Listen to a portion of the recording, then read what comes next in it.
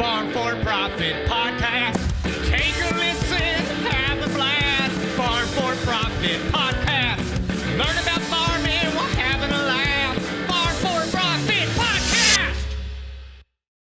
All right, it is Corey here with Farm for Profit, and I'm solo today. We actually divided and conquered. We're here at the 2024 Farm Progress Show, and we're here with TerraClear. We have Devin, Brent, and Travis here. Thank you for having us here. Guys, introduce yourself. Tell our listeners who you are. Great. Well, thanks for coming over and chatting with us. My name's Devin. I joined TerraClear just about a couple weeks ago, and so I'm the new CEO. And CEO. Super excited to talk to you guys. Yeah, Travis? Yep, I'm Travis Mullinger. I'm a Southwest region for sales and service for TerraClear in Iowa. Brent? Brent Lytle. I'm the middle region account manager for Iowa and Minnesota and South Dakota now. Okay, and TerraClear's not that old of a company, right? No, TerraClear started in 2018 by our founder, Brent Fry. So what did you guys do before this? Well, yeah, I'll go first. So I spent 7 years at FBN, Farmers Business Network, for folks who know that company, and started what was called FBN Financial, built that side of the business up, and so had the chance to really understand where technology can play a role in agriculture, and we were well capitalized, turned over a lot of rocks, so to speak, from a technology perspective, and got a sense of how technology plays a role in ag. So when I was looking for something new, I certainly wanted something that had a really good technology foundation, but it actually worked. And there's not always a lot of cases where that happens. TerraClear must be doing something right if they pulled you from FBN. Yeah, well, I hope so. Right? I hope so. Yeah. Yeah, I was a career technician with John Deere and ran a shop before TerraClear found me. Okay, Brent? I spent 16 years as a retail agronomist and retail location manager before TerraClear.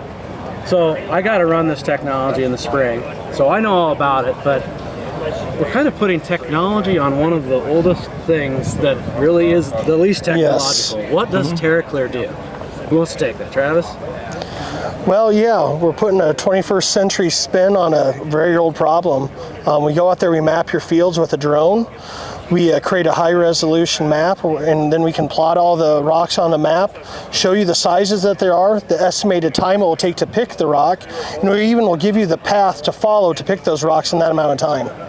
Yeah, it's amazing. I almost thought it was a sham at first, because I have a vendetta against rocks on our farm. We are in the Des Moines lobe. The glaciers brought all this chunks of granite down, and I tell you what, it's always breaking stuff, ruining sickle sections on the bean head. I feel like we just break shanks on anhydrous and tillage tools all the time. Our disc blades on our planters are just notched up all the time because we're hitting them. So I've got a claw on the front of my tractor, and now you guys came along. I don't know, how did we even get hooked up, Brent? Did you contact me? So I got a hold of Tanner. Tanner, I live in Aurelia, Iowa, where Tanner grew up. So I got a hold of Tanner and reached out to you guys to actually do a What's Working in Ag segment. So I have to know, do you call a Sloppy Joe a tavern too? I do. Really? Yep. It's a Northwest Iowa thing. Yes. Have you ever heard such a No, thing? this is nonsense. I grew up in South Dakota. We don't have crazy things like that. And we all grew up on farms, so we know the problem that rocks can cause with everything. But we farm very close to our Tanner's family farms. Crazy. So how did this idea come about? The story was Brent was out hand picking rocks with his father out in Idaho, and he's like, we have all these tools and we don't use them to pick rocks that we have because they just don't work. But he's like, we have tractors that will drive themselves.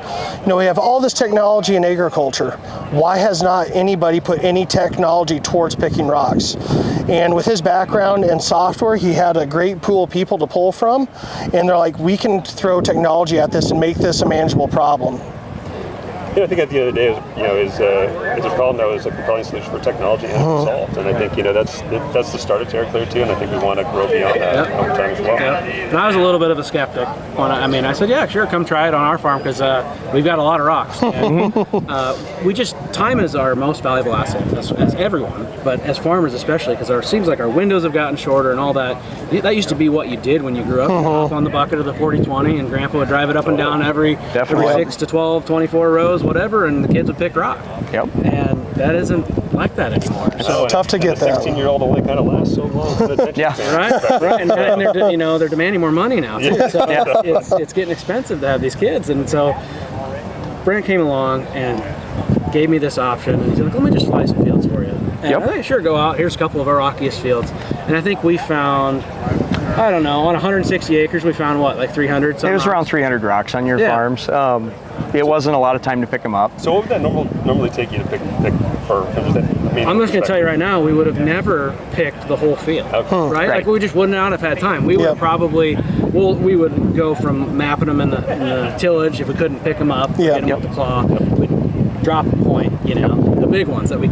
Yeah. And then the other ones are farmable, right? And and as I get as farmers age, I have my dad or my grandpa in the tillage tool. That was normally who picked up the rock. They weren't getting out and picking them up. Yeah. So that probably would have taken, if we were to go pick the whole field, at least a day. Probably more realistically 2 days, especially with the size of some of them, because not all of them were hand picked. No, there were some big ones I out think there. it was 2.5 hours, something like that. Yeah, that's my next question. It And I'm going wasn't. to tell you right now, for the listeners, they have this technology. They fly it with the drone, and they give you don't have to use their service to pick the rock. Nope. Right?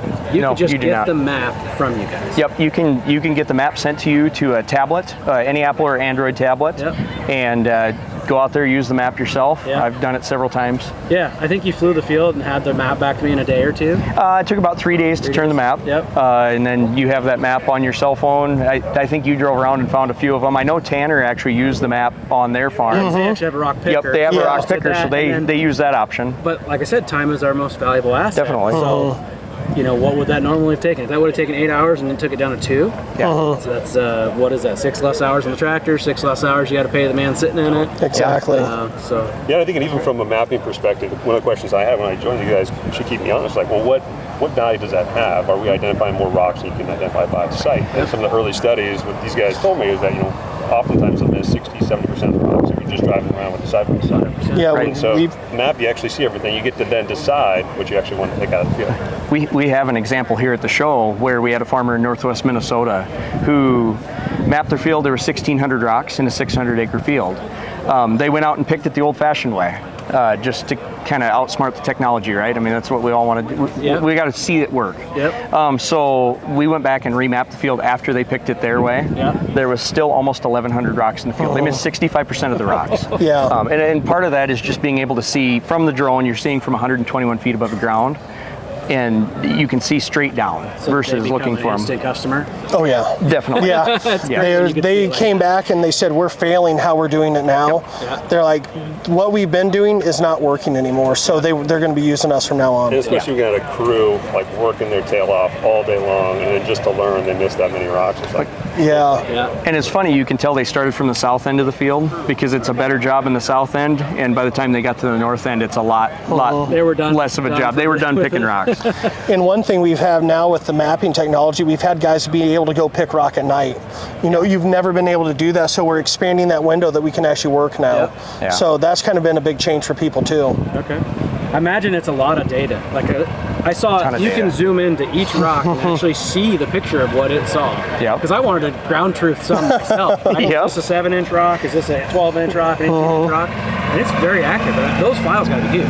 Yeah. they are. That's one of the big efforts we have because we're looking at 2-3 millimeter resolution. You start mapping a whole field like that. That's too much data to just kind of beam up to the cloud. Yeah. So what we're starting to work on is what we call edge compute. Is how you get the compute power out to the field so you can start generating maps real time. Yep. Because time, like you said, is your most precious commodity. So you want to be able to get a drone out there, map it, get a map, and get to work in that field that same Yeah. day. Yep. So instead of 2 or 3 days to get the map returned to the farmer, it's we're hoping for a few hours. Yeah. So if I'm a farmer and I'm just discovering this technology right now, what's the best way to start working with you? Do I have to buy one of those buckets, or is it the service that would come out to my farm?